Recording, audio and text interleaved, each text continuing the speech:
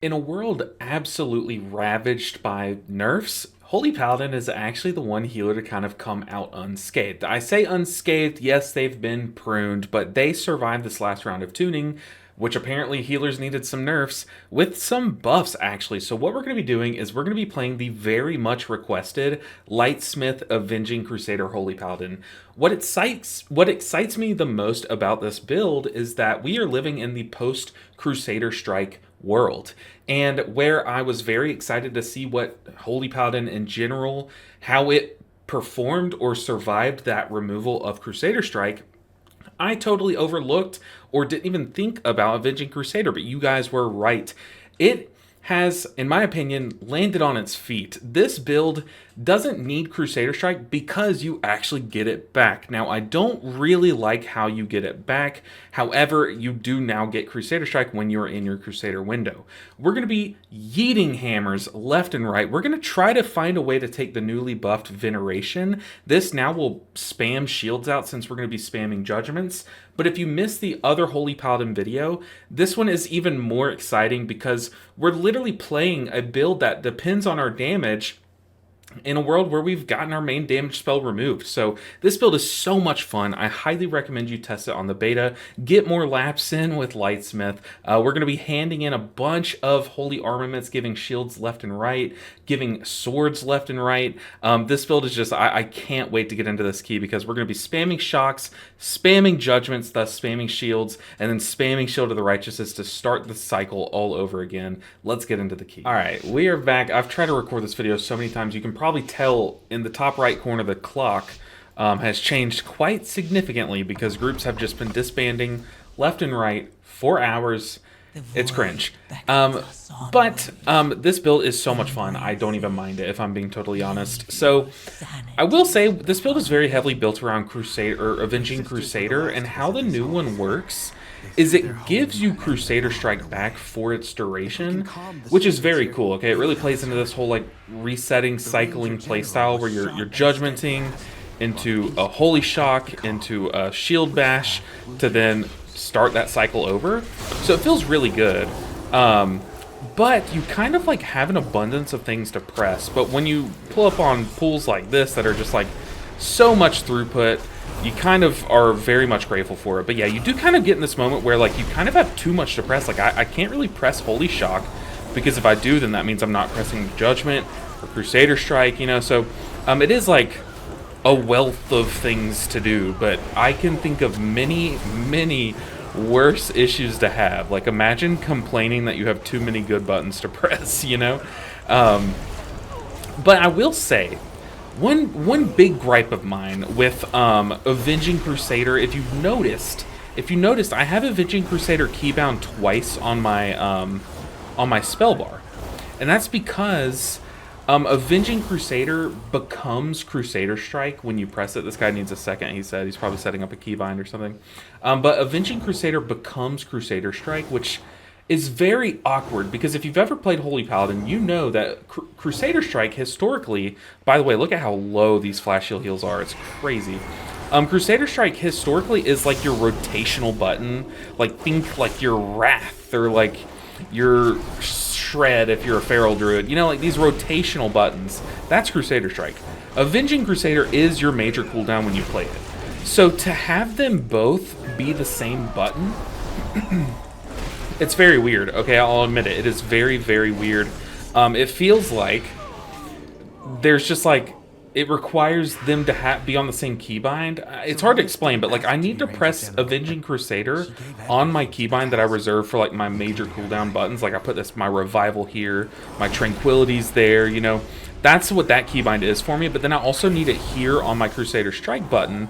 So what's been happening all night is I will just be in the middle of a pack. My Holy Paladin brain from retail, like live retail, just says, hey, I should probably press Crusader Strike right now.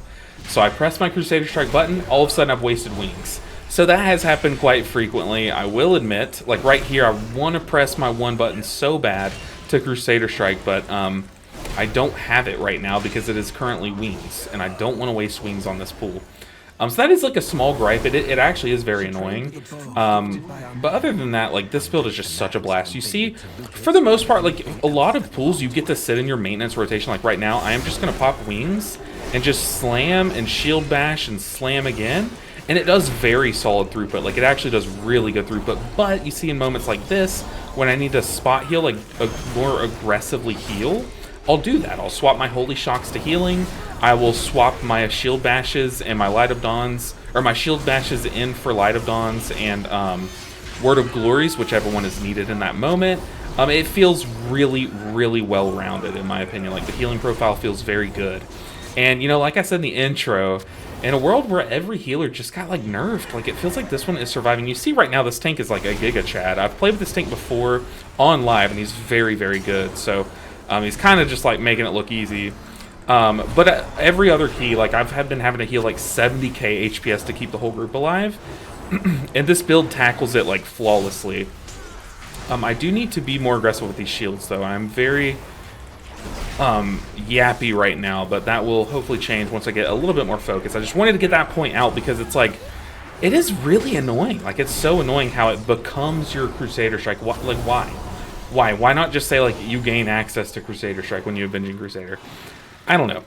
But you can tell, like, if you've watched my other videos of me showcasing the other healers, there are so many other major things that I've been griping about. Look, I'll be a complainer. I'll complain for all of us because I want this game and I want healing to be in the best state for all of us. So I'll fall on that sword. But I've complained about some things that are pretty deal-breakery.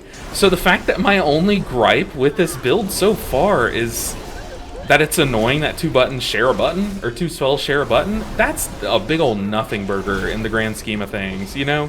So, huge ups. I highly recommend if you have access to the beta, give this build a shot, man. It is so much fun. Oh, and by the way, I've had to do this in every time I've tried to record this video, but I did kind of suit up my build a little bit, so let me show you guys after this pool. So I ended up dropping Rising Sunlight.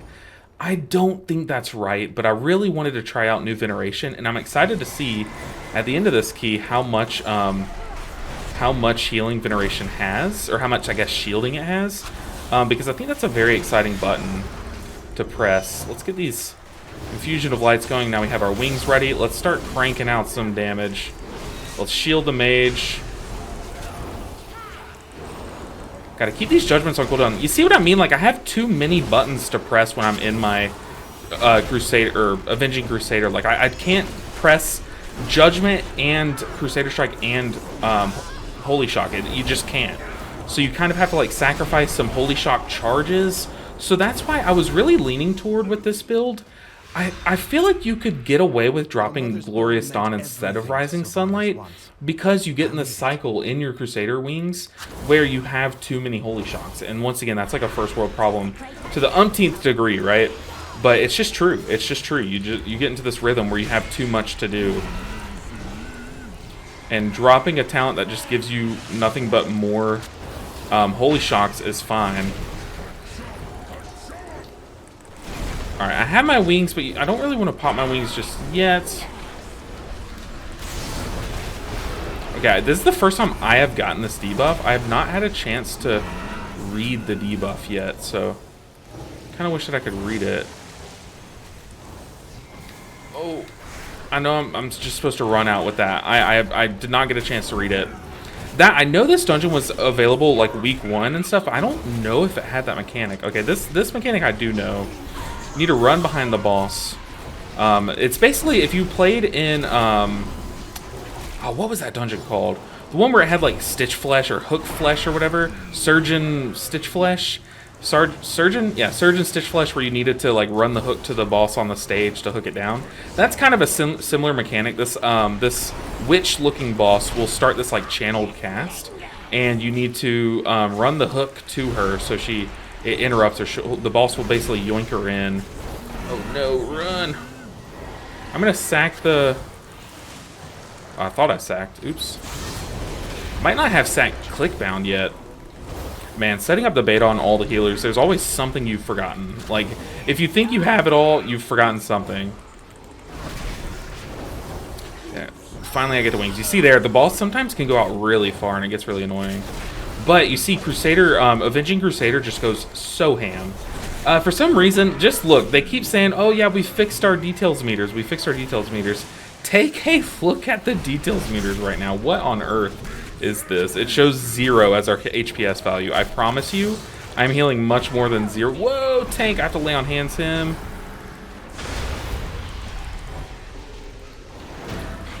There we go. Clean, clean, clean. I did run into my ghost, and I think that that was a big mistake, but we're fine. We're chilling. But yeah, this build is a ton of fun. You guys probably know that I love my like passive healing talents, or my passive healing builds, but I also love to feel in control of my heals. So although I do love Mistweaver, part of the reason why I love Mistweaver is because you have that passive healing from Ancient Teachings, but you also have very powerful spot heals and your Vivacious procs and stuff, so I really love the weaving aspect, and I think that this build's fantastic. It has absolutely mastered it, and you do feel like you have a reason, like you have more benefit outside of your wings now with things like new Veneration. Also with the like redesign of your Shield of the Righteous, where it like shaves time off your Holy Shock, it feels much more worth it to cycle that too. You can get these 3-button cycles still, and it feels even more impactful than it did with the Herald of the Sun build. This build is just phenomenal. It does everything that you want to do whenever you want to do it, and I'm a huge fan.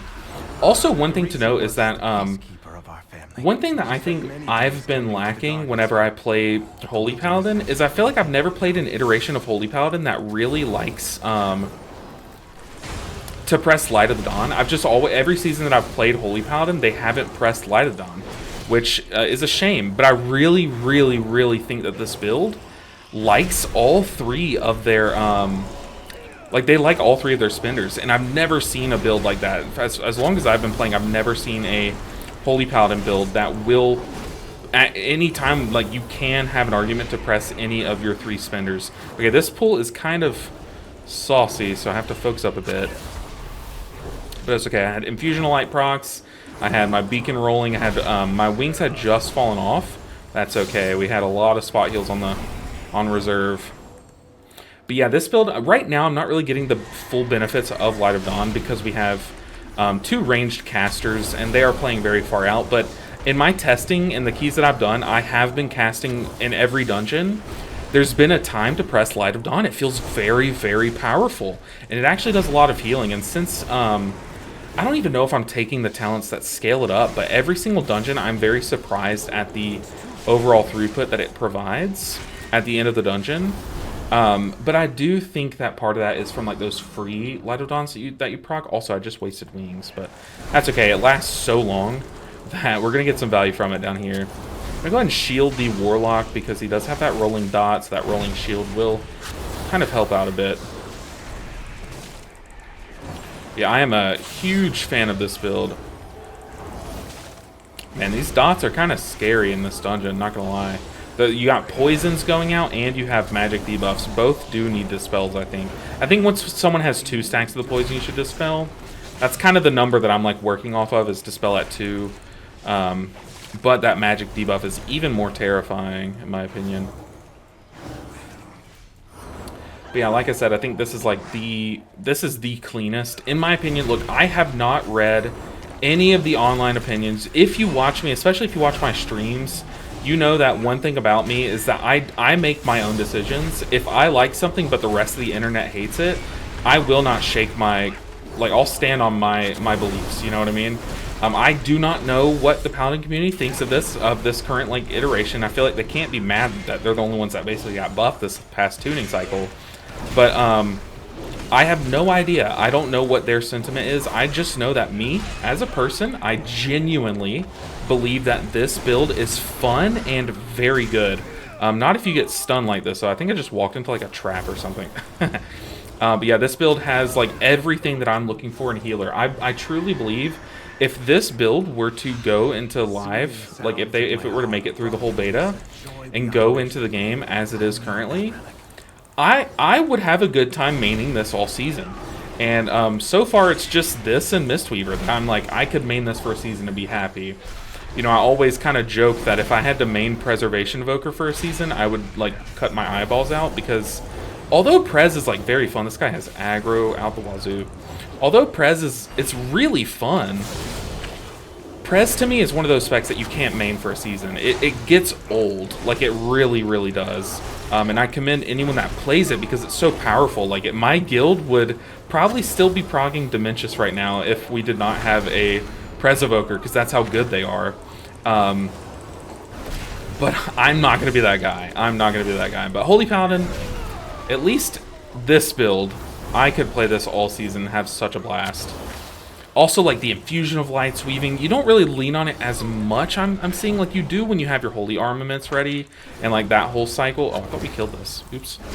Like I don't think you lean on them as much as the Herald build, but maybe that's just like a tuning thing. Maybe once we make it into the live and like there's more consistent damage and I'll need more healing outside of my wings, maybe that will kind of pick up.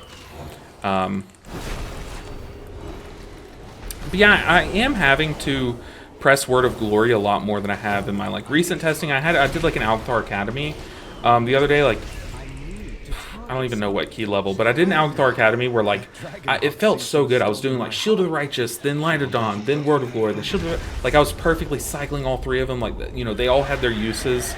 But this dungeon is very new. Like a lot of people are. This is my like 4th time in this dungeon. I have not even seen the final boss, just to kind of give you guys a little indication of what these servers have been like since these dungeons have gone live. I have not seen the final boss. I've been in this dungeon 4 times. So yeah, who knows what that's gonna look like once we get there. Hopefully it goes well. Man, this boss is pretty throughput checky. This is kind of what I thought that the Alcathar Academy boss, the bird boss, would be like, where it was the throughput check. But that boss is an absolute joke on current beta, or I guess not current because it was last week. But that boss is such a joke. It used to be such a big heal check. Okay, if this Warlock eats another tornado, I might shave my head bald. I might do it. Shout out Lay on Hands. Yeah, they have seriously messed up the tuning on some dungeons, and it's such a shame. Am I supposed to take these to the edge? I have no idea. I don't really remember. I'm not gonna lie. Not gonna lie to you guys and say that I know all these mechanics perfectly yet. I don't. It is day 2 of them being on the beta. Day 2, I'm pretty sure.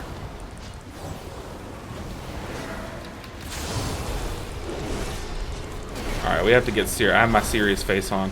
Oh, speaking of things that I have on right now, I am wearing this shirt. I just changed to it like a couple attempts at this video ago. But I put on this shirt that my brother got me for my birthday recently. He is very into like vintage clothing.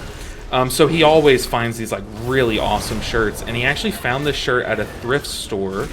And it's on the front, I'll let you guys read it. But it is like a Murloc shirt, and on the back, I guess I can't show you, but it's like a running Murloc, and so it's like it's literally a Murloc shirt, and it's not like a homemade shirt. It is a licensed Blizzard shirt. So I want to see, do any of you guys have this shirt? I guess I can show you a little bit, maybe. I don't know if you guys can see. We have one more relic to find. You see? Hopefully y'all saw that, but it's like a little Murloc. Running, and it has Blizzard on like one of the sleeves, like Blizzard on the sleeve. Do any of you guys have this shirt? Like, when is it from?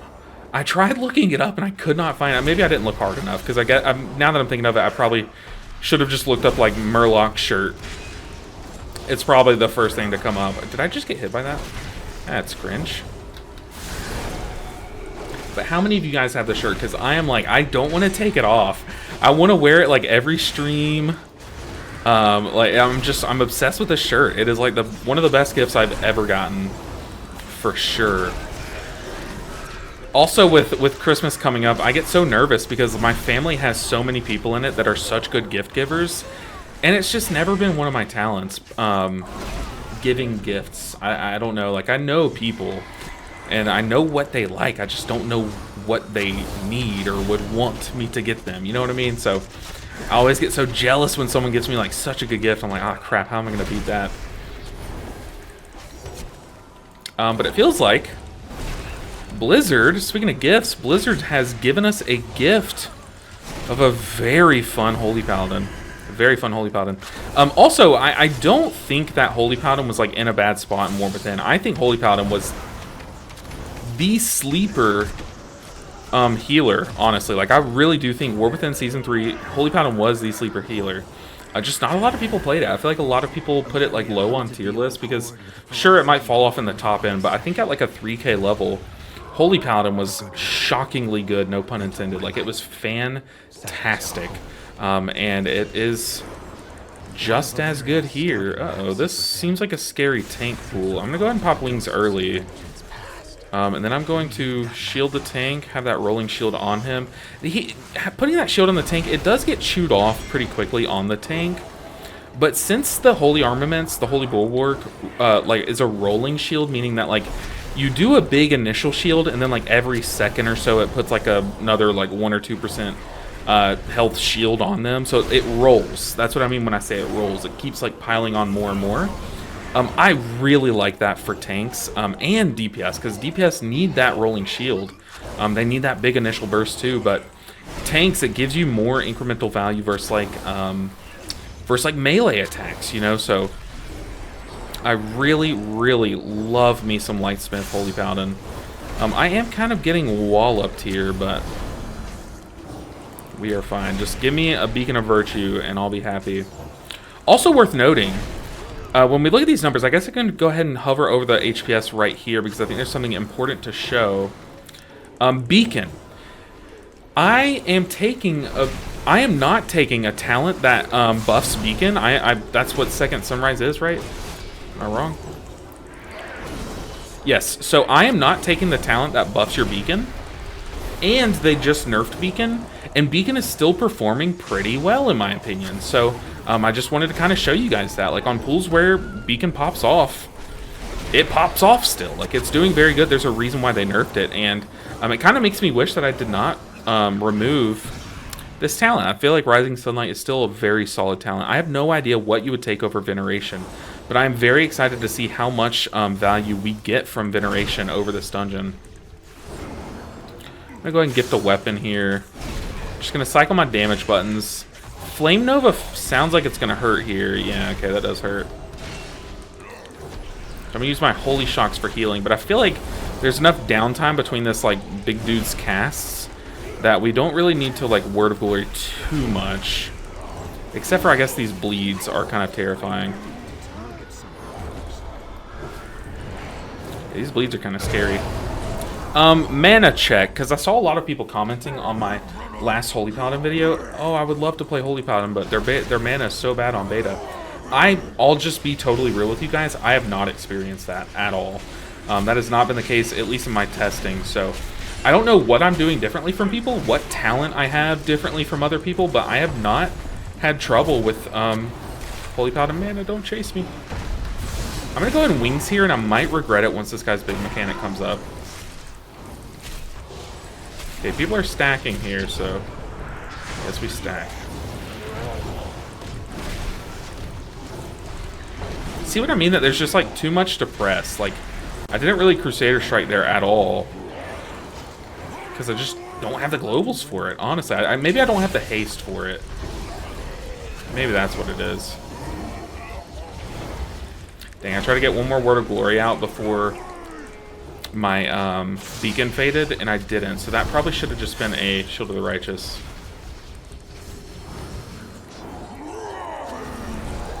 This build is so much fun. It is so much fun. For anyone still watching this late into the video, because I know a lot of people click off before this point, and you know what, I don't blame you. Videos are long. It's hard to find that much time in your day. Trust me, I get it. As someone who watches a lot of videos. But I do want to say something for those of you who stuck around. Obviously, I'm not going to make my decision just yet. However, Holy Paladin is making it... Ooh. Got clobbered, dang. But I can res him. Holy Paladin is making it very hard for me to decide what I'm going to main in Midnight. And if you watch my channel, you know I have a main, right? I don't know, guys. I don't know. With the way things are going, seeing that Mistweaver did not get a damage buff, but instead got nerfs this past tuning cycle. And Holy Paladin being already, like last week I was having the most fun on Holy Paladin, and here we are seeing it get rotational buffs to like Judgment's cooldown and stuff, and getting like other, but like, I don't know, man. I don't know what the future holds, but if I have to make a new main video of me doing like a Pink Pony Club cover, I'll do it. I'll do it, okay? Because that video would be a banger. Certified banger, in fact. But yeah, I don't know. I don't want that to like, I don't want anyone to think, oh, he's swapping for Mistweaver. No. I'm just saying right now, like, this is the leading alt. It's winning the leading alt race by a pretty good margin. You see, like, that you can't. I was about to point out my HPS. Apparently, I'm doing 0 HPS. The HPS is really, really good compared to other healers too. In a Mythic Plus environment, which, like I said, it has a very versatile healing profile, which is what you always want. You want versatility in your healing profile because you want to have like good triage. You want to be able to heal any healing mechanic, right? Anything that the dungeon throws at you, anything that your pugs throw at you, that kind of thing. And so far, it feels like this build has it. This build has it, like it really does. This boss has a really fun mechanic. I don't know this mechanic, though. Seeing that other people are walking over little circles, so I will too. I like this mechanic. Hold on, I guess it's coming up. But there's a boss in Vortex Pinnacle that kind of had a mechanic like this one, where you have to like jump over rings and stuff. And I always liked that boss, even though I was playing Mistweaver, and Mistweaver kind of like hated to heal that. It was still really fun, but like watch this. We have to like jump over the Mage didn't get the memo. It's okay. We have B-Reses. Is my B-Res keybound? It doesn't matter. We have a Warlock. Let's shield. Let's go and give a weapon too. I don't even care who gets it. Gust Strike. Do your worst, boss. I guess you don't want to like all clump up when you bust these like little circles, because you do want them kind of spaced. You want the ones left over spaced out kind of across the... Oh, it's on me. Oops. My bad, my bad. I didn't know that picked a player. I haven't been targeted about that mechanic yet. I've done this dungeon. I've gotten to this boss like maybe this is my second or third time, to be honest. So I've gotten to it quite a bit, but not enough to like fully know all the mechanics. Whoa. Jump.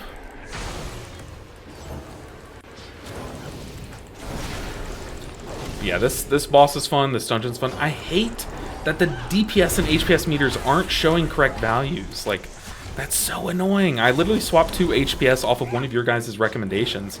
And I definitely think it made these videos better, swapping to DPS as opposed to damage and HPS as opposed to healing. Let's go get these here. I think I missed a lot, but as A-okay. But the fact that I can't even show you what the DPS and HPS is kind of cringe.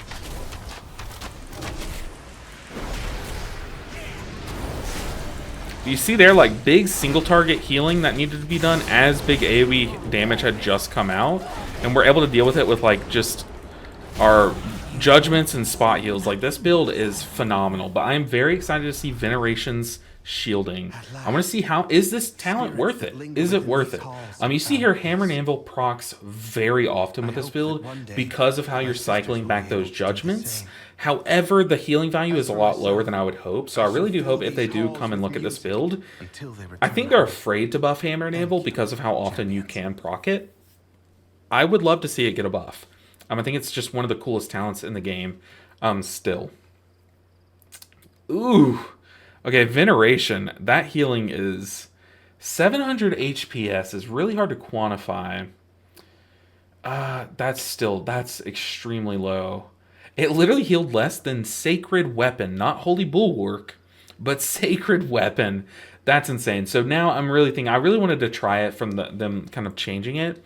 I definitely think that, at least as opposed to Rising Sunlight, I think Rising Sunlight wins that fight. Veneration's a very cool idea. I definitely think they should come in and like tweak this number a little bit more. Maybe they want it to be a very passive small number heal, which is fine for a 1 point talent. It's just in this bottom section of your talents, you can't afford to take talents like that. I'm thinking there's just so much competition in this bottom stack that it's really hard to find a spot for it. Like, what do you drop? Like, I don't even know. I wouldn't even know. But guys, this build is such a blast. I highly recommend it. Also, speaking of recommendations, this was the most highly requested spec or play style from you guys for me to showcase, like by far. So keep the recommendations coming because you guys are on it. You guys know what I like. You guys know what's fun, and I really appreciate it. Definitely comment down below what you guys think of this build, the play, but also what you guys want to see next because I want to show you guys what you want to see, obviously. But guys, I'm having so much fun on the beta on some specific healers. I'm just going to be brutally honest. Some I'm having a lot more fun on. Ooh, a necklace with avoidance and a socket. Oh my god. But yeah, comment what you guys want to see. Like the video on your way out. You guys have no idea how much a small YouTuber, a small content creator like myself, my channel benefits from you hitting that like button. So click that button on the way out and make sure you're subscribed. I have a lot of midnight beta content and then to follow a lot of midnight content coming your way, specifically around healers and some fun little side quests of mine. But guys, make sure you're subscribed. I'll see you guys in the next video. Until then, take care, guys.